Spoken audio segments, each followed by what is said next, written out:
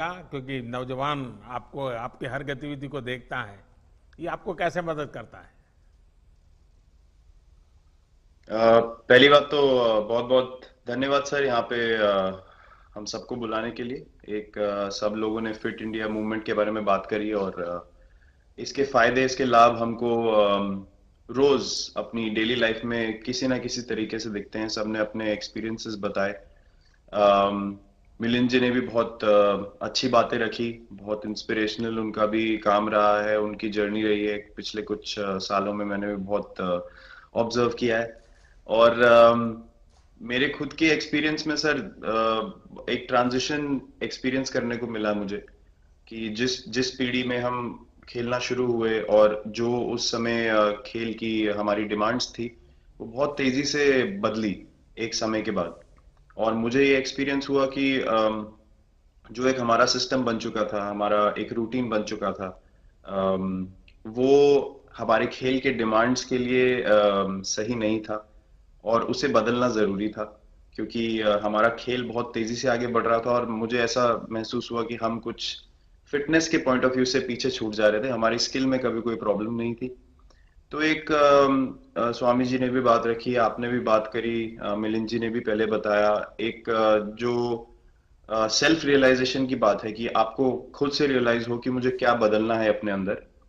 तो मुझे वो एक समय पे खुद भी एक्सपीरियंस हुआ कि नहीं, फिटनेस जो है वो प्रायोरिटी होनी चाहिए। और अगर मैं आपको ऑनेस्टली बताऊं तो पहले खेल को अच्छा करने के लिए फिटनेस मैंने शुरू करी, लेकिन आज अगर प्रैक्टिस मिस भी हो जाए तो मुझे इतना खराब नहीं लगता। लेकिन अगर फिटनेस सेशन मेरा मिस हो जाए या एक्टिविटी मिस हो जाए तो मुझे ज्यादा खराब लगता है।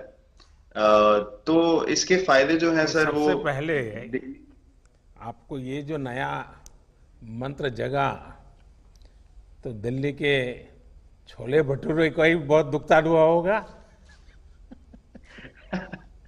बहुत ज्यादा सर। मतलब जो अभी हमने थोड़ी देर पहले बात करी कि हमारा जो नेटिव डाइट है, जिस रीजन से हम आते हैं उसका जो हम वो खाते हैं, उससे मैंने कभी एक्सपीरियंस नहीं किया कि हेल्थ इश्यूज हुए हो या किसी को कोई बीमारियों का सामना करना पड़ा हो। मेरी खुद के एक्सपीरियंस में मेरी नानी, मैंने बहुत समय तक देखा, इतनी ज्यादा उम्र में भी उनकी हेल्थ हमेशा ठीक रही। हमेशा उन्होंने घर का सिंपल खाना खाया। तो मैं जब पला बड़ा तो शहरी खाना, मतलब बहुत ज्यादा बाहर का खाना होता था। खेलने कूदने जाते थे तो आते जाते बहुत सारी चीजें ऐसी खा ली कि जो हेल्थ पॉइंट ऑफ व्यू से अच्छी नहीं है। तो डाइट का भी एक बहुत बड़ा कंट्रीब्यूशन था, जो डिसिप्लिन नहीं था। तो वो फिटनेस, फिजिकल फिटनेस और डाइट दोनों चेंज करना पड़ा सर। उसकी वजह से ही चेंजेस आने शुरू हुए। और मैं इस चीज से इसलिए रिलेट कर पाता हूँ क्योंकि जैसे हमारे खेल में चेंजेस आए, आज की लाइफ की भी डिमांड्स बहुत ज्यादा हो गई हैं, बहुत हेक्टिक हो गई है लाइफ। तो अगर हम अपनी फिटनेस को उस पेस के साथ नहीं रखेंगे, सिंक में नहीं रखेंगे, तो हम पीछे छूटते चले जाएंगे। तो अगर हम लोग अपनी फिटनेस को नहीं इंप्रूव करते तो हमारे खेल में भी आज हम बहुत पीछे छूटते चले जाते।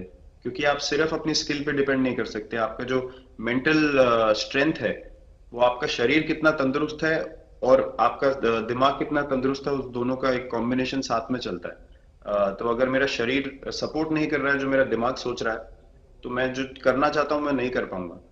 तो आपके मुझे छोटे सामने छोटे कैलोरी चेंजेस। कम करने का भी तो चैलेंज रहता होगा और इतना बड़ा काम करने का भी चैलेंज रहता होगा। उसको कैसे हैंडल करते हैं? सर मैंने अभी जो अपने अनुभव में मैंने ये चीज एक्सपीरियंस करी है वो ये है कि खाने के बीच में समय देना बहुत जरूरी है। हम लोग बहुत बार खाते हैं और फिर बड़ी मील के बाद वो छोटा पोटा खाते चले जाते हैं पूरा दिन। तो वो जो हमारा सिस्टम है, उसको कहीं प्रोसेस करने का मौका ही नहीं मिलता खाने को, और रात तक हम खाते चले जाते हैं। तो मैं जब छोटा भी था तो 11:30 12 बजे डिनर हो रहा है, उसके बाद मीठा खा के एकदम सो गए। कुछ एक्टिविटी नहीं, कुछ उसके बाद वॉक नहीं। तो आई थिंक ये छोटी छोटी चीजें जो है जो बहुत मैटर करती हैं कि आप अपने अंदर के सिस्टम को भी कितना समय दे रहे हैं उस खाने को प्रोसेस करने के लिए जो आप खा रहे हैं। तो उसके लिए अवेयरनेस बहुत जरूरी है कि आप किस वजह से कर रहे हैं। आप अपने आप को ओवरऑल फिट रखने के लिए कर रहे हैं या फिर सिर्फ वेट लॉस के लिए कर रहे हैं, जैसे अभी रुजुता जी ने बोला। तो प्रायोरिटी बहुत जरूरी है अपने दिमाग में कि आपकी इंटेंशन ठीक होनी चाहिए, फिर अकॉर्डिंगली आपके रिजल्ट्स भी वैसे ही आएंगे बाहर।